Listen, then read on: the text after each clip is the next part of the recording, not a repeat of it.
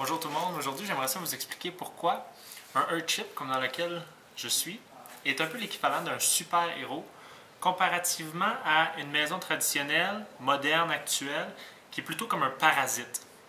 Donc, c'est beaucoup dire ce que je viens de dire, mais je vais vous expliquer un petit peu pourquoi. Le parasite est un petit peu là comme a besoin de prendre l'énergie extérieure à lui de d'autres sources vivantes ou utiles pour se nourrir lui-même. Puis si on pense à une maison moderne actuelle, c'est exactement ce que c'est. De la manière dont c'est fait et constitué, c'est absolument inutile si ce n'est pas en train de tirer de l'énergie de l'extérieur, de la planète, pour l'électricité, pour l'eau, etc., etc.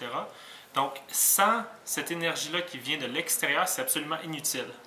Peut-être que certains d'entre vous se rappellent 1998-1999, lorsque toute l'électricité avait arrêté à cause d'une crise, la crise du verglas, dans le fond, au Québec.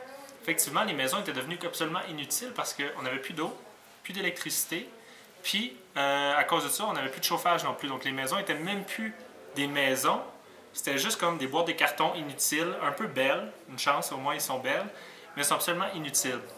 C'est dans ce sens-là que j'ai l'impression qu'une maison est un peu, maison moderne, est un peu comme un parasite construit et qui a besoin en permanence d'énergie extérieure à elle-même pour survivre. Alors que le Earthship dans lequel je suis est exactement le contraire. Le Earthship dans lequel je suis est comme un super-héros, dans le fond. Pourquoi? Parce qu'il utilise tous les principes naturels pour vivre en harmonie, dans le fond, en permanence avec la Terre elle-même.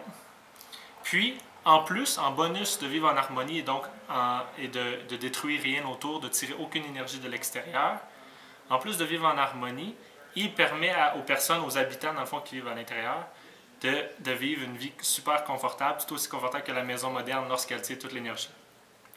Donc, je vous pose la question, est-ce que votre maison est un parasite ou un super-héros? À la prochaine.